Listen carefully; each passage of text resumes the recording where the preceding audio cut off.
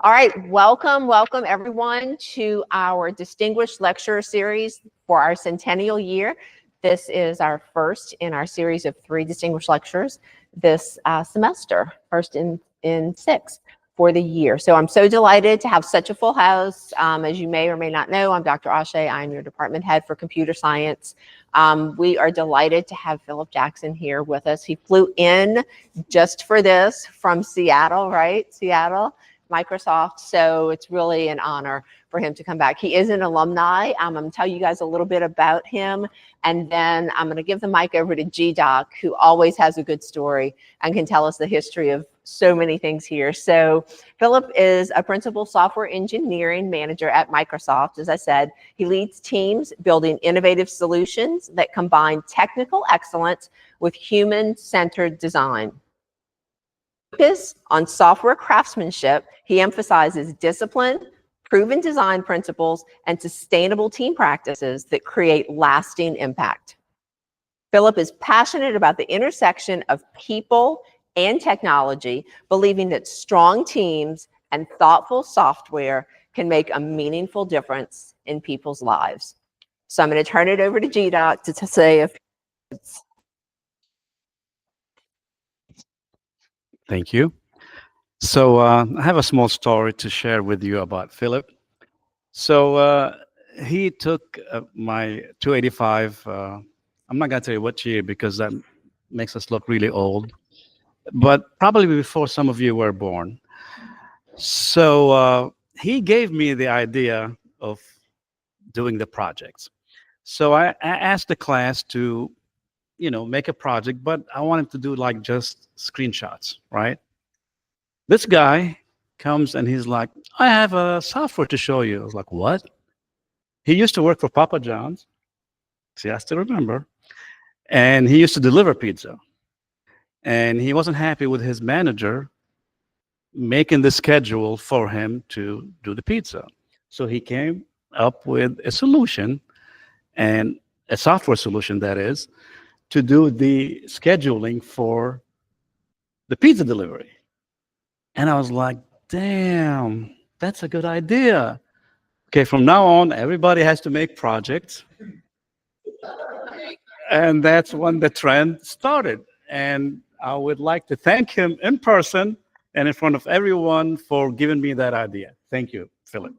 Thank you, Bob. And here you go. All right, that could have gone much worse. That's good. Let's see what we have here. All right. Yeah, that introduction was much more glamorous than I've ever been. So I really appreciate it. What I do is I help people, right? I'm a software developer. I don't want to be a manager. I think that makes the best managers when you don't want to be. Someone who wants to be a manager, they're focused on the wrong things.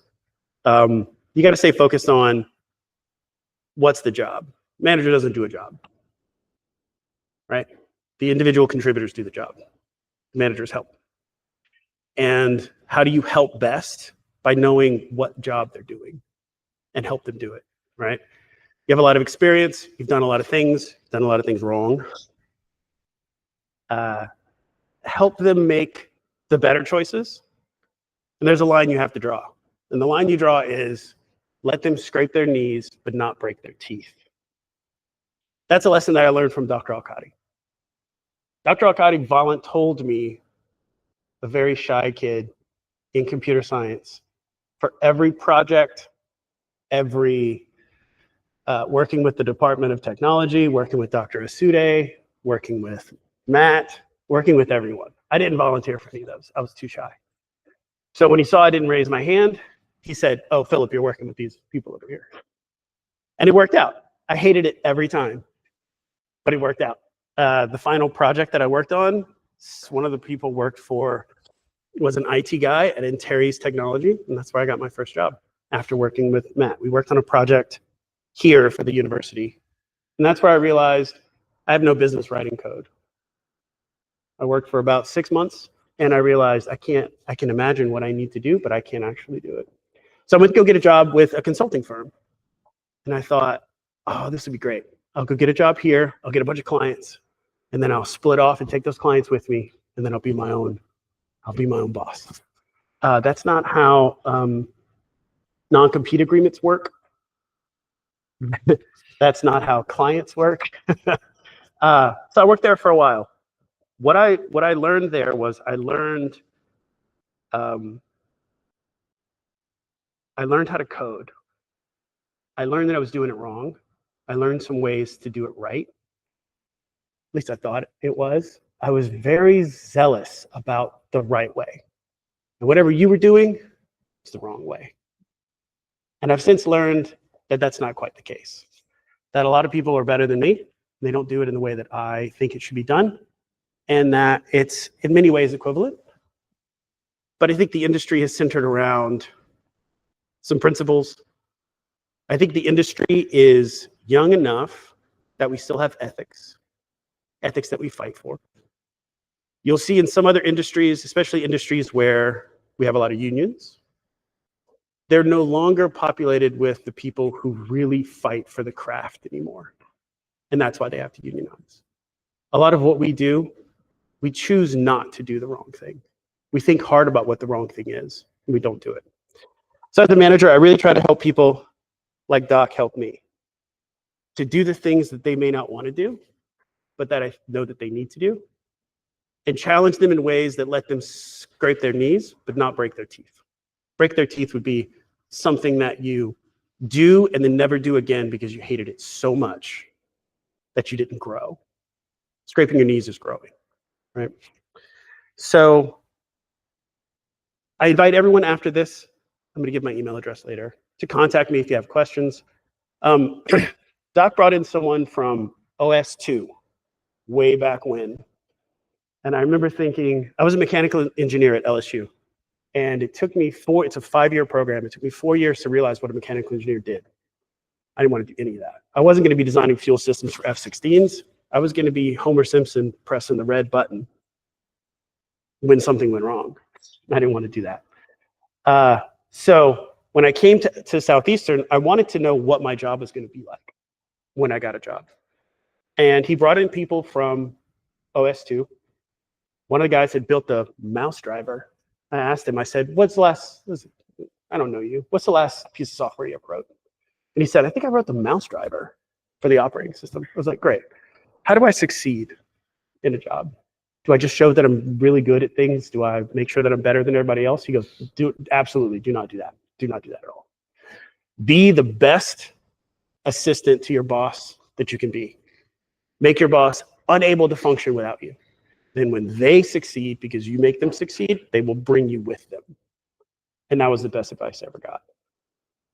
So after that, Doc invited me to come help with the classes. And I remember that guy who wrote the mouse driver. And I remember thinking, man, OS2's old. He doesn't know what he's doing. And I didn't really take his advice as credible.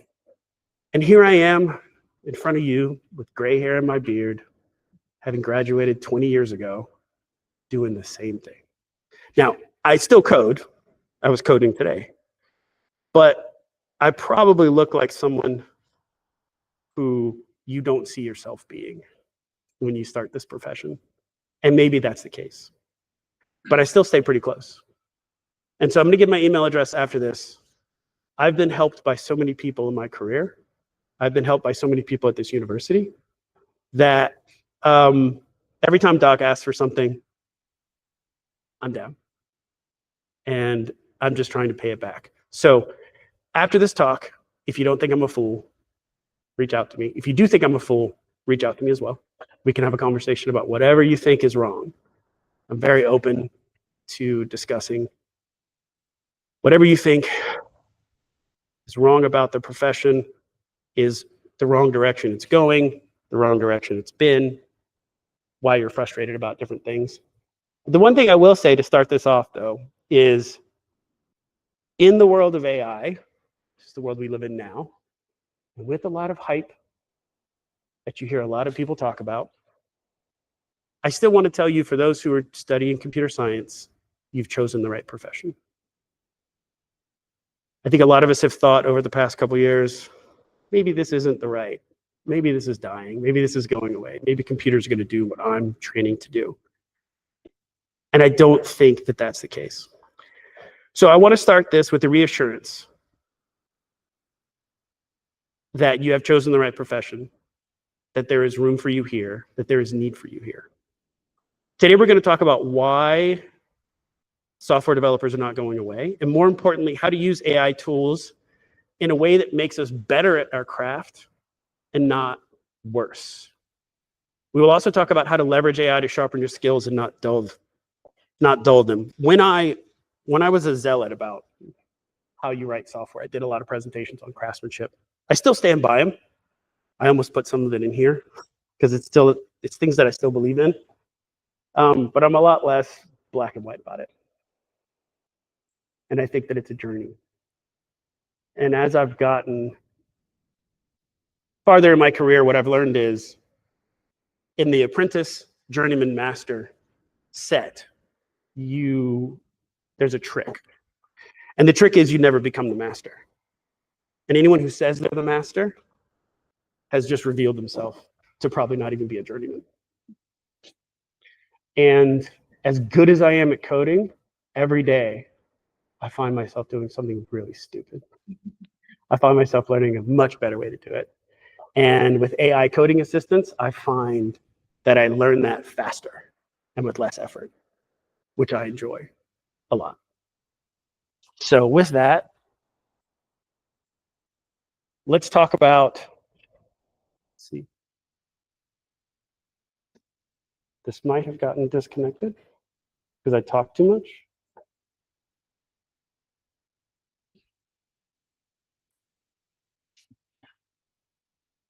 Okay, just switch it here. Okay, we're talking about responsible AI. You may have heard a lot about responsible AI. The responsible AI you hear from Satya Nadella or anyone on the news is not the responsible AI that we're going to talk about today, or at least not at the level that they talk about it, right? When most people talk about responsible AI, they're thinking about big picture issues, algorithmic bias, governance frameworks, societal implications. Those are important conversations, but they're not in the realm that we as individual developers have a great opportunity to create impact. While others work on shaping AI models' impact on society, let's align with those responsible AI goals at our individual level and contribute the impact that we are positioned to create. Not a lot of us work for Anthropic. Not a lot of us work for OpenAI. We don't make the policy decisions that determine how that AI behaves. But we do have a lot of responsibility and ability to create impact as software developers in the field. And that's what we're going to talk about today. Let's make sure we're using AI in ways that make us better at our craft and not worse. And let's make sure we are creating make them more productive, not less. Okay. Today, we focus on our responsible use of AI tools as we practice our craft. So we will be talking about craftsmanship. We're going to explore 3 reagents that determine whether AI makes us better developers. First of all, how many of you have coded without AI? Just a quick show of hands. How many people have coded with AI? How many people love it with AI? I like that. I can go with that. How many people hate it? No hate. No, I'm surprised. I fully expected a bunch of college students to be like, I don't need that. I know what I'm doing. That's good. Good. How many trust it? You ask it to do something and you just trust it. No, you read over it? Yeah? How many people run your code and if it works, you move on? What do you do instead if you don't move on? Anybody?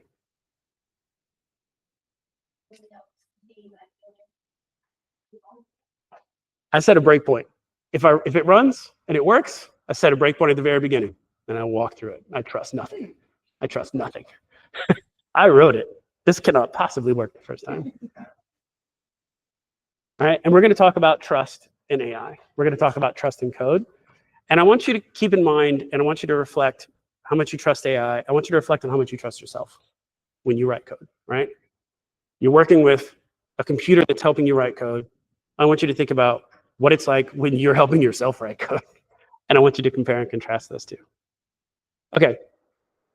First thing we're going to talk about is principles. Why the need for craftsmanship hasn't changed despite each productivity revolution. The second one we're going to talk about is ethics.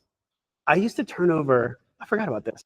I used to turn over ethics class subjects to Doc. And he would be like, these are great. Where are you getting them? And I'm like, I just changed the names. These are real people who are doing very unethical things. A man once walked into my office, explained to me the felony he just committed, and was excited that he got away with it, not thinking it was a felony. He didn't want to be late on delivering a project, so he committed. And not to be an accessory, I asked him to leave my office. And then I wrote Doc an email.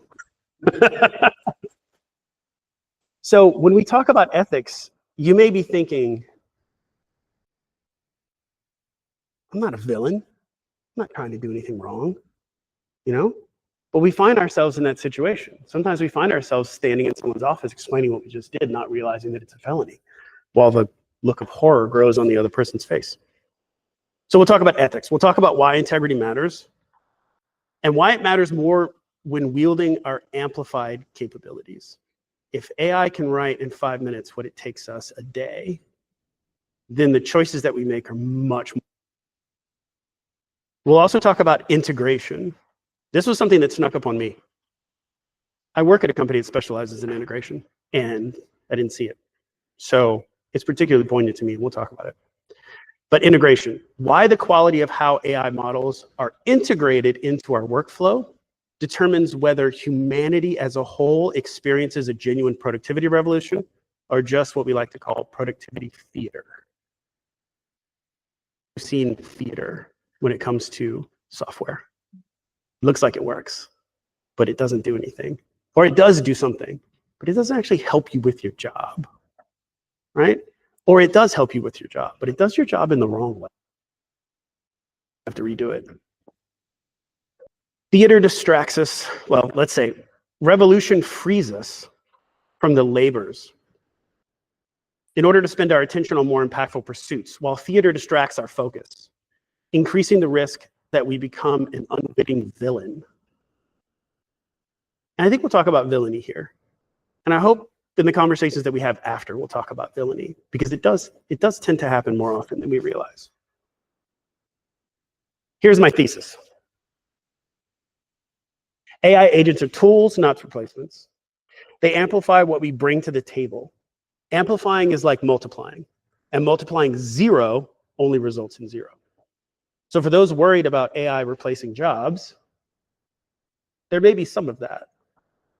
But for those who are skilled in this profession, that's not what we're going to suffer.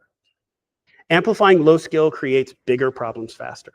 Amplifying low skill creates more productive creators of technical debt. Amplifying low skill gives bad drivers faster cars. And amplifying low skill scales your misconceptions without improving your judgment. There's a concept that I like to use at the company that I work for called being confidently wrong. Confidently wrong, I first experienced my first day. I met the people on the team I was working with, and one of the people told me a lot of things, and they sounded very, very true, and they weren't.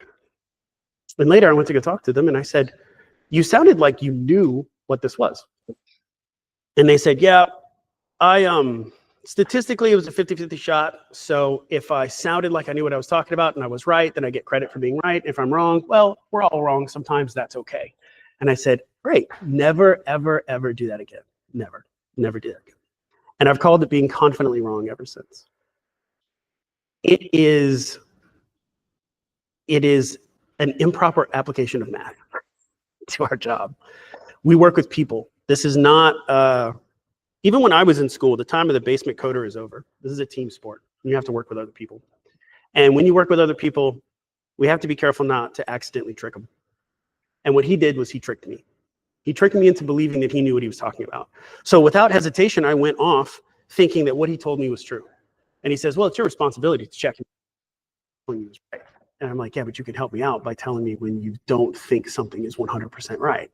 And it took 2 years for me to convince him, but he's convinced and he stopped doing it. Now people are confidently wrong with him and he gets very upset because his life is a lot easier when he doesn't have to reevaluate as something that everybody says. So amplifying your low skill scales misconceptions without improving your judgment. AI is going to tell you, for those of you who use AI, they're going to tell you, that was a perfect implementation. That's a perfect, you have a great idea. And so it's going to reinforce the things that you think are correct. And it's not going to require you to put in any effort to prove that it's wrong until it's too late. So good integrations free us to hone our skills in new ways that make us more productive. Poor integrations just trade one form of tedious work for another. So instead of doing the job that you or someone else is supposed to do, now we're messing with prompts and we're playing around with things that, as software developers, we're trying, oh, if I could just get it to do this, I can get it to work. And we're fighting with it rather than actually doing the job that we need to do. And oftentimes spend more time doing that than it would have taken us to get the job done in the first place. But the thirst for what this profession creates is insatiable. This profession will always have room for those who do it well and those who support those who do it well. Most people in software don't write software.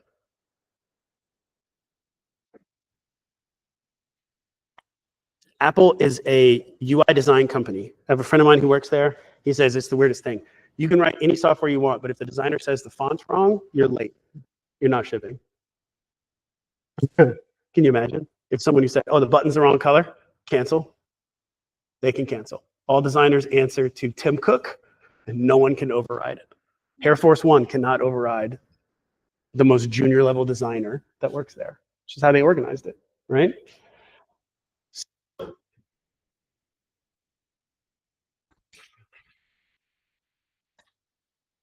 Most people don't write code. So if you find yourself in this class looking around and finding yourself with people who write code a lot better than you, stick with it. Because there's a lot of professions. There's a lot of specialties.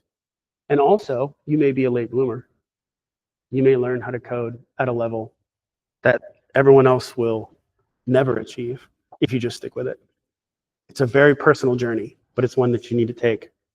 So as people going through this profession, comparison is the thief of joy. Other than your grades, don't worry about comparing. Stick to your own journey, enjoy it. There will be deadlines coming soon enough, and that will rob you of almost any joy of coding. Enjoy it while you can now.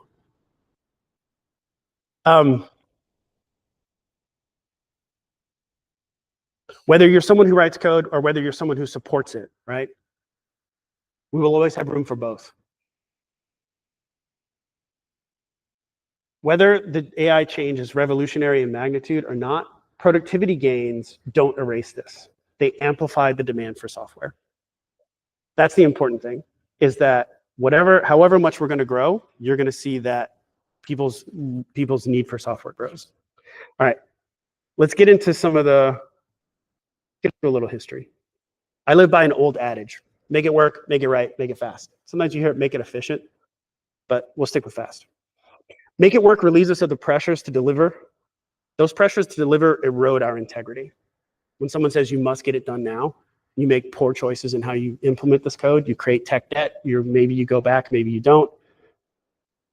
That's an erosion of our integrity. So let's keep that in mind, because that's the kind of integrity that we're talking about later.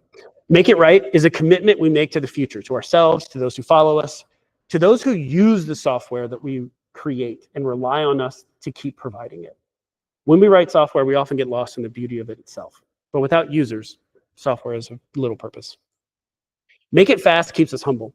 It reminds us that when we're making our commitments and when they're in conflict, our commitments to ourselves and our commitments to the user, our commitment to the user's experience is more important than our commitment to our own benefit. That sounds dangerous every time I say it.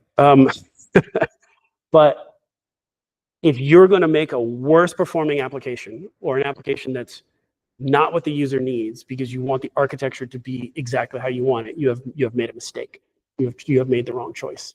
And we have to make those decisions sometimes. It doesn't invalidate the architecture. Those decisions should be small. What we've seen is a pattern. I don't think that the formatting came out. What we've seen is a pattern. Writing a machine code is the first way that we code computers. That's 1x. That's how fast we move.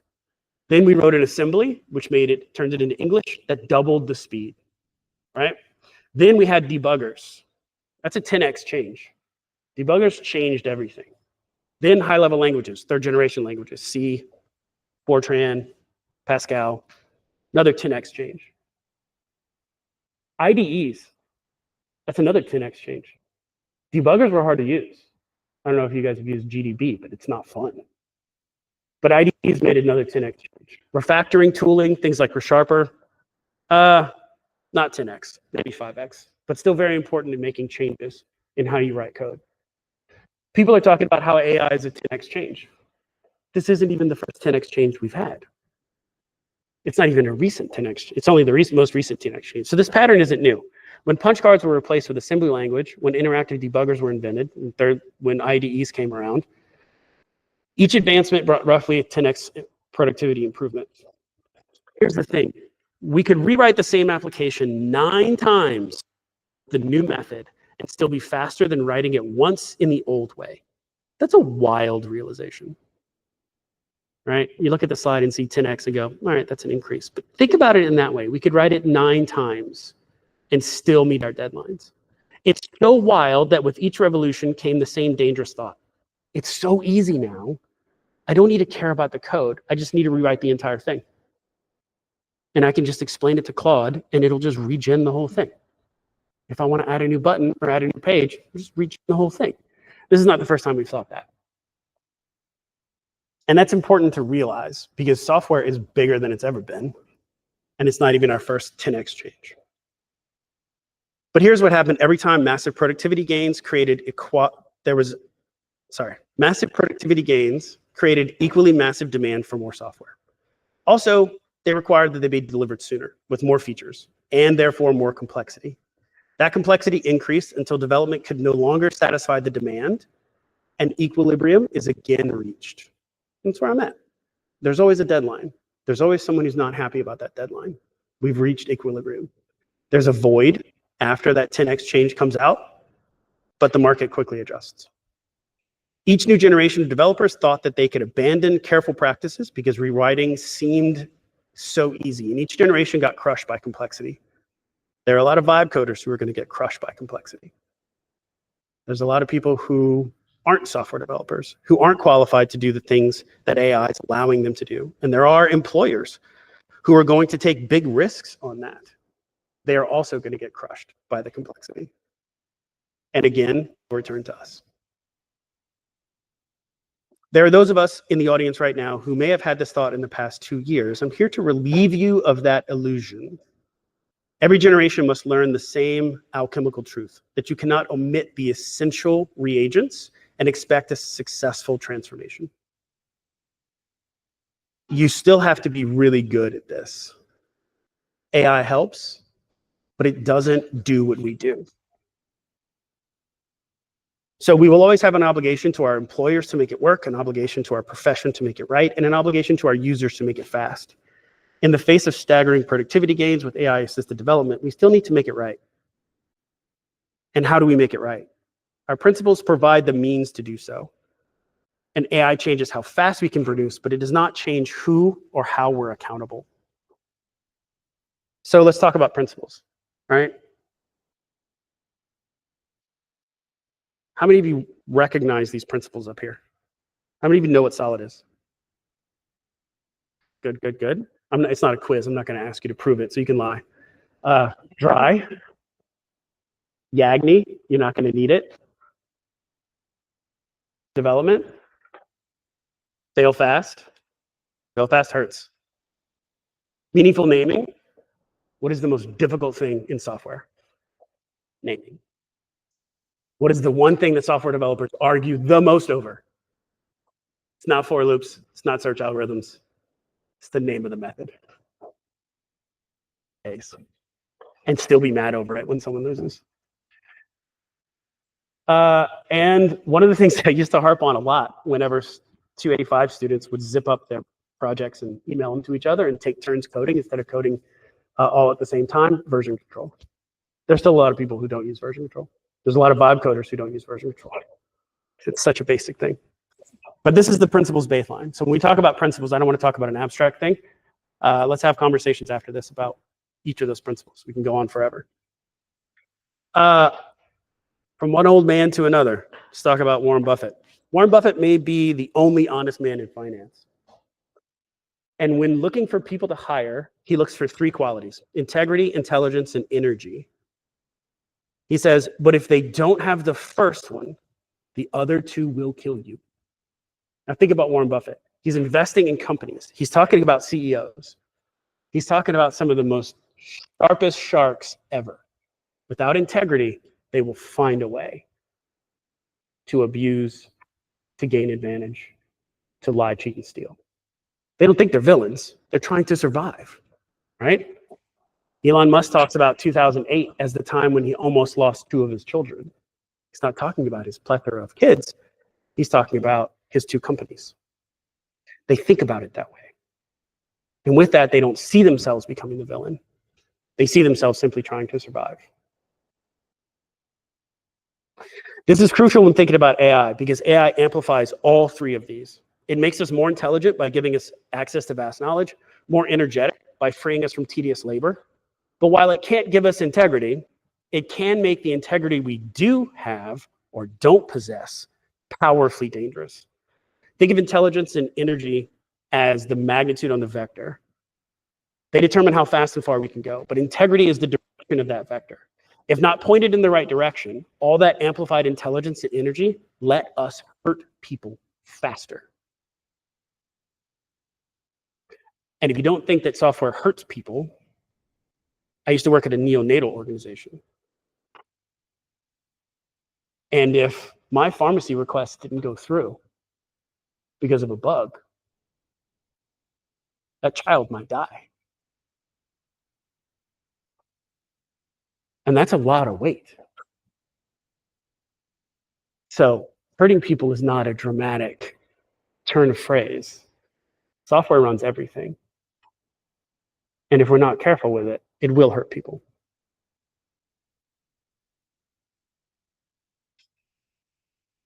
AI makes good developers better, but it also makes careless developers more dangerously careless and unethical developers more effectively unethical.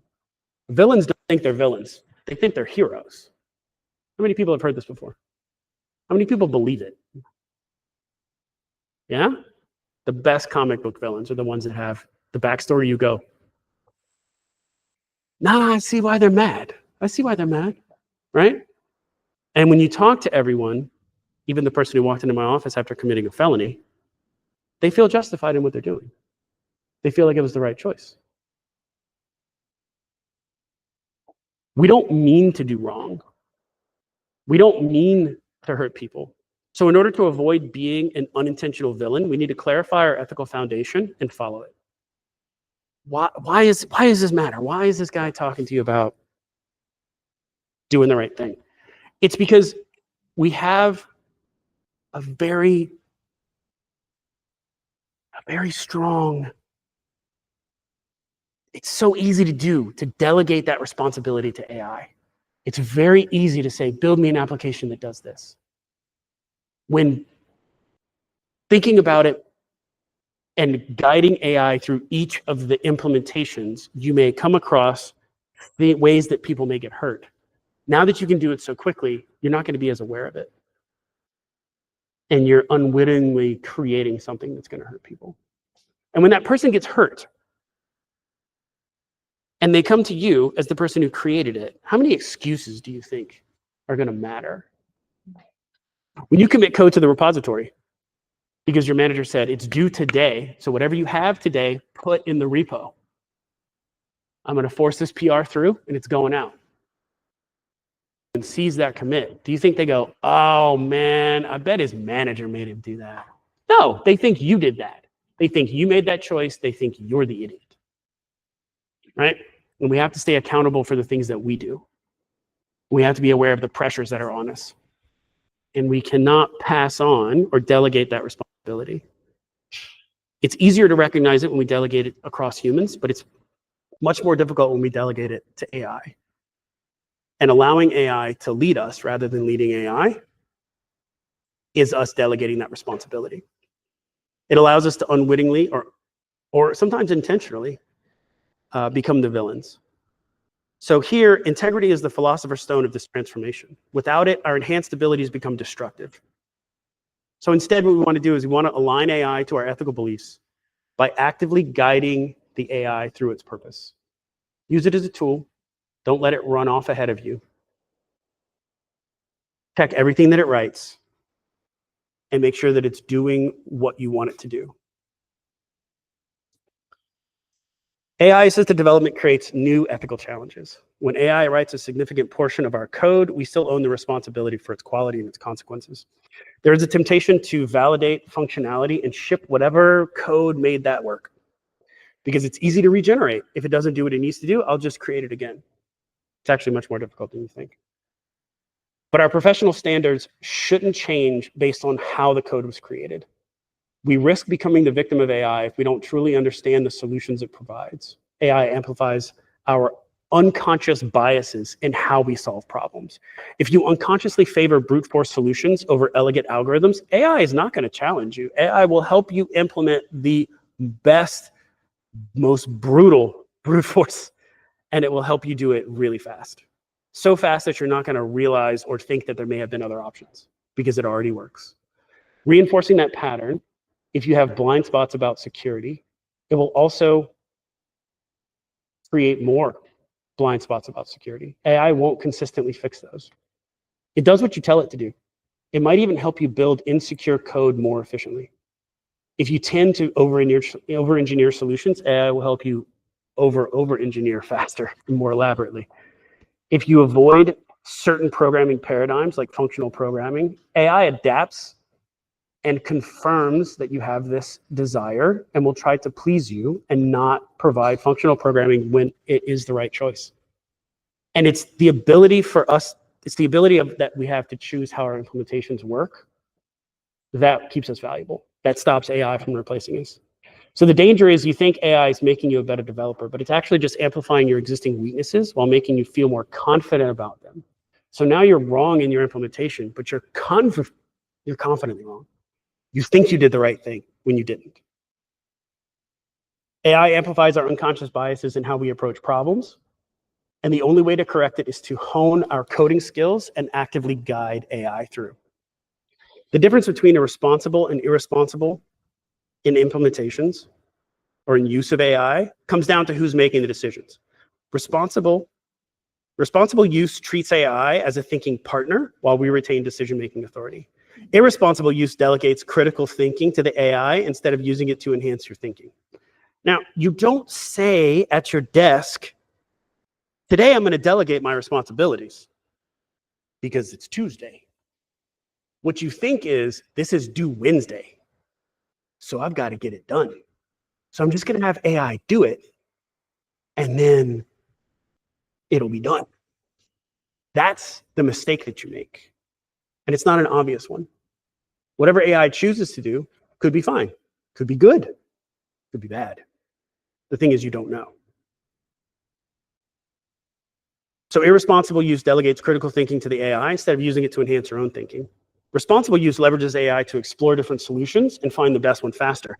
If you have 3 days to do this, in the next 4 hours, you can do 4 implementations and find out which one works, because AI builds these things for you much quicker. And then you go, this is the one that I want to choose for a bunch of reasons. And this is the one that I'm going to go with.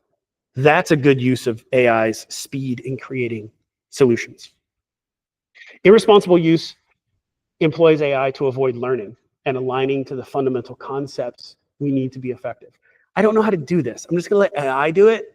And then whatever it comes up with, I don't even know how this works. And I'm not interested in doing it either. That's a problem. And it gets worse. Once you do it once, you do it a bunch of times. This distinction matters more now than ever because it's the first time a tool is creating so much. In all the 10x before, it was still us. We were creating it. We were just doing it faster. Now it's AI that creates it so quickly. We kind of think twice about even reading through it. Do I have time to go through it all? When AI can create and generate sophisticated code, it's tempting to think our role is shifting to just crafting better prompts. You've been told this. You've been told that your job is now doing it. You may have been told this by people I work with, but it is not correct. The hardest part of our jobs is understanding what the users actually need, making system design trade-offs, taking accountability when things go wrong. These require human judgment, they require human ownership, and no model can replace that. AI can help us implement solutions faster, but it can't tell us which problems are worth solving or how to solve them responsibly. That's why we're developers and not AI operators. So, talk about ethics. Let's go through some ethics so that it's not just an ethereal thing. Read through these. If you find one that you are curious about, ask me. Yeah, you know what a death march is? No, in terms of developing it. Yeah, that means your manager has said you're going to build this thing that's not going to solve our problem, and you're going to do it soon, and it's going to take a while, and we're going to do it anyway. When you know that it's not going to work out, but you got to do the work anyway. So they're just wasting your time. Yeah. But there are reasons that they made the choice to waste your time and not someone else's time. Maybe they have a demonstration and Satya expects to see something. I'm not telling Satya and Nadella that I haven't been working on that. So I need you to get that done. I'm not going to embarrass myself. So I need you to put out labor so that I don't embarrass myself. So someone's embarrassment quickly turns into your labor. Only a couple of runs down. That's just one example. There's a lot of death marches. Any other ones? What is technical debt? Technical debt. Technical debt means I know that this is done incorrectly and we need to fix it, but I can't fix it right now. You want me to build a new feature? I really need to go fix that. But it works, leave it. No, the next time we need to change it, it's going to take a month instead of a day. Now I have a month. Let me go take that month and do it. Sounds logical. Most people aren't going to give it to you. We have hackathons at the company 3 times a year, a whole week, 3 times. That's almost a month. You do whatever you want, the company resources. You know what most people do? Fix their technical debt. That's very unsatisfying. You can work on anything you wanted. You work on the thing you built last month that isn't quite the way you want it. Given free time, that's what they work on. It's incredible. Any others? How about hold peers accountable to professional standards? That's a hard one. That's a hard one. Sometimes you're in a position to review code. So that's a way to do it. That's the last place to do it. Sometimes you're having a conversation about how they're going to build it. Maybe they're taking shortcuts. That's when it's really hard to be that person that says, I really think you should do it a different way. So instead, you just kind of let them do what they're going to do. And every time after that moment that you make that decision, changing it is going to get harder. Oh, tests are safety nets for users, not developers. How many of you have heard that?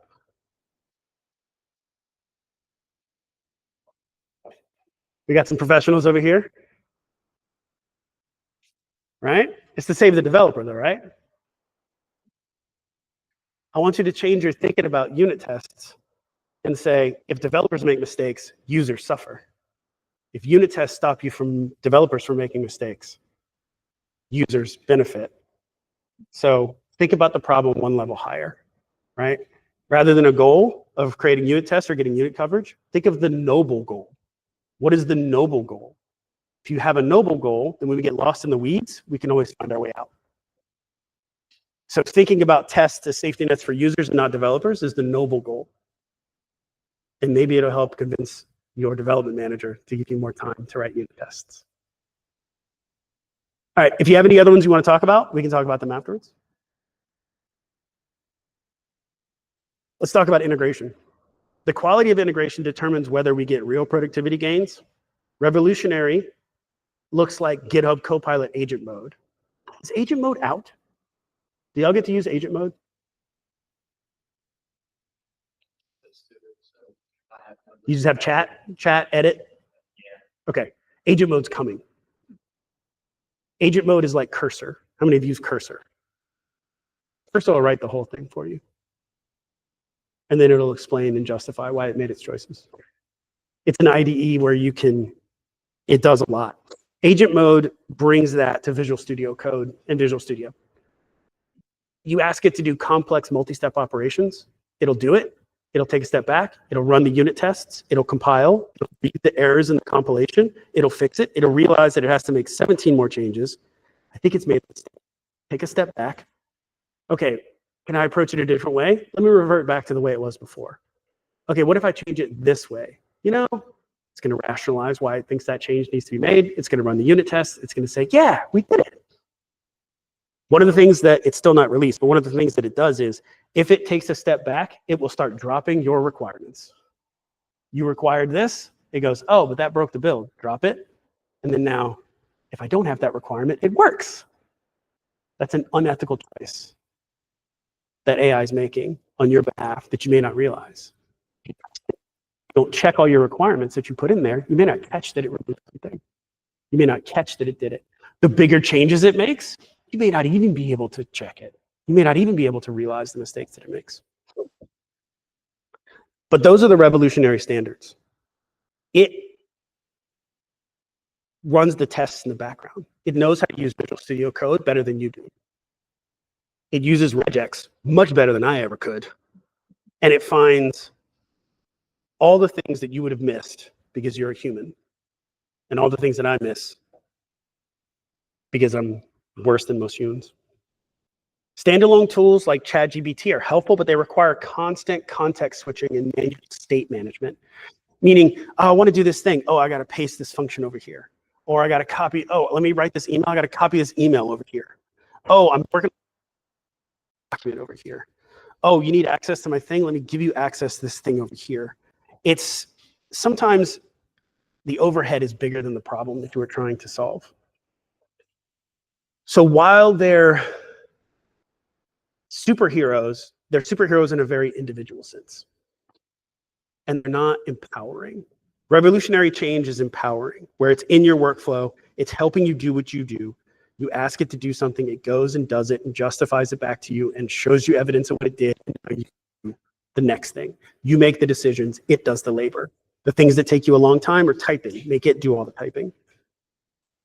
Theatrical implementations have 3 problems. They can't edit the data in the app that they're integrated into.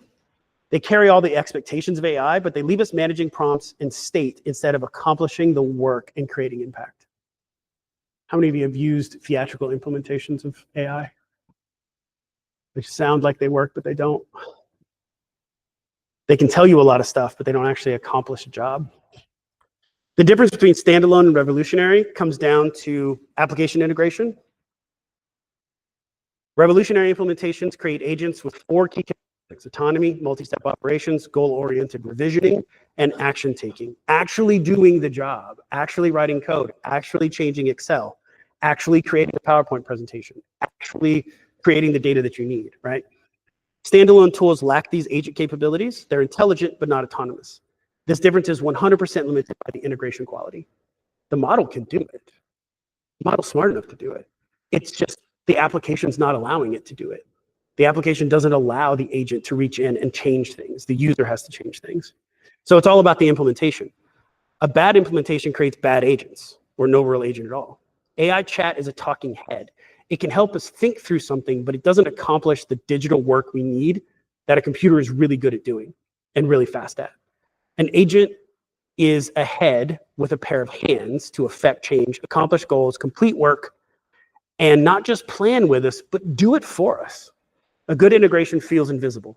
It works within our existing workflow without forcing us to change how we think or work. It's context aware. It has access to the contexts that you would make decisions off of. It understands what you're trying to accomplish, and in an environment where you're trying to accomplish it. It learns our patterns and preferences over time, which we've talked about can be bad. Most importantly, it reduces our cognitive load rather than adding new categories of work that we have to manage. Good integration is what creates effective AI. when ChatGPT released, it's like a beautiful statue that you see at the store, and you want it because it's gorgeous, but you have to know where you're going to put it. Next to the trash can, there's nowhere that you can. It doesn't fit, right? So you need the integration to make sure that this thing works. So without deep instrumentation into applications and an integration, it won't have the autonomy, multi-step operations, or the real action taking that enables it. A bad integration is worse than no AI at all, right? We already talked about that. It's because it creates an illusion of productivity while actually making you less effective, and you don't even know it, especially software developers. When it's close, we go, oh, I can get this to work. And now you're doing somebody else's job for them. When we're evaluating AI tools, we want to judge them by the integration quality, not how sophisticated their underlying models are. Don't get confused by the model. Separate the integration. If the integration is not good, don't waste your time on it. Because it's not going to make you faster at doing the important work that you need to do. So here's our formula. Solid principles, grounded ethics, instrumented integration results in responsible AI that creates revolutionary impact in human society. When all three elements are present, you get a genuine revolution. AI becomes invisible infrastructure that just makes you more capable. It doesn't rob you of any decisions. When any element is missing, you get theater. Lots of impressive demos, marketing promises, but when you sit down to do real work, you're not actually more productive than you were before. This is the difference. So our action plan is straightforward. First, we maintain our principles regardless of how our code gets written. Second, we guard our integrity because AI amplifies whatever character we bring to it. Third, we create integrations based on increasing productivity invisibly. And fourth, we pay close attention, always make the decisions. AI provides the options and accomplishes the labor, but we choose what it does. So the future developer, us, people who are graduating from here, going into an industry that by the time you get there, may not have anyone writing code by hand at all. For the future developer, we will be more productive. We will not be replaced. We'll be more capable of tackling complex problems because AI handles the routine work. We'll have more time for creativity and strategic thinking, but we'll still be responsible for quality, for ethics, and for outcomes. When something terrible happens and that code went into production, and someone comes to you and says, who wrote this? And you say, AI wrote it. They're not going to stop asking who wrote it until they have someone to blame. This is what makes us valuable. So let me end where we began. You've chosen the right profession. AI makes great developers better, not obsolete. The fundamentals of good software development haven't changed. Our judgment and principles are more valued than ever because they're what separates skilled developers who create software from customers who merely request it. If you approach software development from what features you want, it's going to end badly. Here's something crucial to remember. AI companies create models, but integrators make them useful. AI companies don't instrument the applications to integrate AI into them. The people who make the applications do that. When you graduate here and go get a job, what do you do for a living? You make applications. AI integration is the most important reagent in this potential AI revolution. This makes you the catalyst. In many ways, for your company, for your team, it makes you the most important person.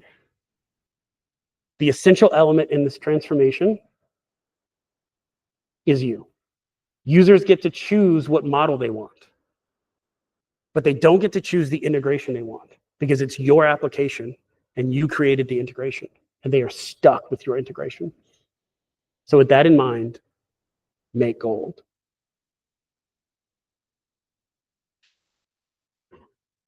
And I think that's it.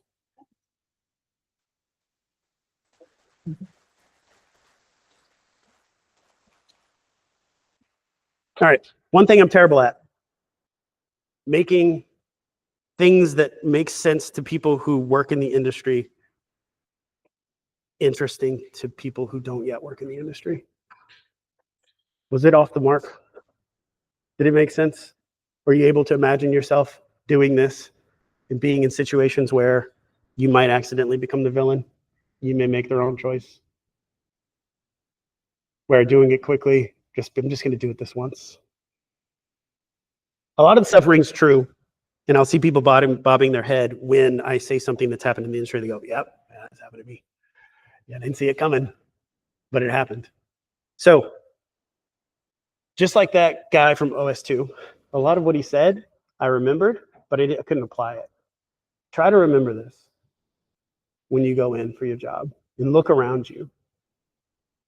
Look at the people who are applying principles, who have ethics, who live by them, who say no, who have reasons for saying no, who do the right thing, who spend the extra time, who focus on the user, right? Use that to identify those people. Make them mentors. Every mentor I've ever had never wanted to be my mentor. I hated them because I chose them. They didn't choose me. So try to apply these as you go. Before they even apply to you, apply them to the people that you work with that have a lot more experience than you. And try to find those who are doing the right thing in your mind and align with those people. Have conversations with them. They'll welcome you. And it's going to accelerate your career. And it's going to stop you from breaking your teeth, though it will scrape your knees quite a bit. All right, there's my email address. Y'all can reach out to me for anything. If you, for whatever reason, can't get in touch with me, get in touch with Doc. You can always find me. I'm always up for debate. I'm always up for talking about things, learning new things. I'm often wrong. So if you thought, this guy's an idiot, he has no idea, come and explain to me why I'm wrong. I'd love to hear it. Can you take a few questions? Yeah, what we got? I'm sorry, I want to ask you a question. I know students as well, but when I first, incredible. Thank you so much for speaking. And when I read the content of your slide, a lot of times that responsible and irresponsible use slide, I replace AI with develop. And the sentence would make perfect sense. And that seems revolutionary, that slide. And I look at those descriptions, I see the descriptions of great developers. In your last slide, it said this will make developers greater. Will it make them still developers, or are we transitioning to engineers? Define engineers. I think the person that puts the puzzle together, that designs and puts the puzzle together, a little bit less code and a little bit more insight, a little bit more practice. Yeah. Do we have any classes that do machine code? Oh, I hated assembly. I can't even imagine a machine code. It's so slow. It's so slow, right? You can't write anything. A for loop takes you forever. But a for loop in Python is really quick. For loop in Python is a lot faster than a for loop in C. Not in execution, but in writing it. So it makes us faster. And I think the mistake that a lot of people make is it makes us not needed. But we've had so many 10x revolutions before, and it's never changed that. So when we move from writing assembler to writing the code that we write now, we just create more faster. That's all that we're doing here. People have always said, when I was coming up, people would say, if you're not addressing memory directly, you're not a real coder. You're using a memory managed language? Oh, it's so inefficient. You're just wasting all these resources. This is the same things that people are talking about now. I think that we have to change. And I think we're going to be able to focus not on, I mean, how many people write search algorithms? We don't do that outside of school. We just have the sort that is being used. I don't know if it's a shell sort, but it doesn't even matter, right? I think we're going to start treating individual implementations like that. And we're going to start thinking about architecture maybe as the lowest form instead of the actual for loops as the lowest form. Whereas in assembler, we're talking about registers as the lowest form. We don't do that anymore. And I think we may be talking about algorithms, not in ways of efficiency, but in maintainability. I don't know if that answers your question. Okay. Questions? I have an stuff your presentation. How do you feel about vibe code? Define vibe coding. want to look it up because I didn't really understand. Someone just gives the prompt to the AI and it just accepts the code as is. It looks like they don't modify it anyway. I just wonder, what do you feel about that? Can they modify it? I would imagine so. Who's vibe coding? Someone who doesn't know how to code? Could they edit it if they wanted to? Maybe they're coding in a language they've never used before, right? Sometimes we use AI to do things that we can't do now. We need to understand that risk. Okay. So I think vibe coding generally has a negative connotation, though we do use it at work, sometimes in a positive connotation, mostly to make fun. But I would say vibe coding is, I can't verify that this is correct, but I'm just getting the vibe that it's right. And that's good enough. And what I'm saying is it's not good enough. And you're going to get yourself into a lot of trouble. So don't. Let it write whatever it wants to write. Then dig in and find out why it did that. Then ask it why it did that. What you're going to get a lot of is, you're absolutely correct. That was the wrong thing to do. I'm glad you pointed that out. We should implement this in a different way. Oh, what about this? Oh, that was a missed requirement. I completely forgot about that. The deeper you dig, the more dirt you find. And the less trust that you have in that implementation. But it works, right? Isn't that all we're here for? But it's not. Question? All right, I'm serious about sending me questions. You may not want to ask questions in front of everybody else. You may be afraid that your question is stupid. Just message me. We'll talk about it. Thanks for having me. For those of you who could hang around, thanks for hanging around. And I will be hanging around, so if you want to talk to me afterwards, I'll be here for as long as they'll let me, I guess. I appreciate it. We're going to be taking a picture for LinkedIn. No. Oh, you want? Oh. Yeah, well, I mean, if you're saying anything, it's now I just said all over the it's web. a lousy talk. Yeah. Just tell me how bad it was. I just like to let people know when they're mic'd up on the internet. All right, thank you guys so much for coming. We were just very blessed by your talk. I know there'll be some questions coming at you as they have time to process. But until next month we'll have our second in this series. It'll be during homecoming week. Matt Gill is going to come and talk to us. And so we look forward to seeing everyone then. Thank you guys so much.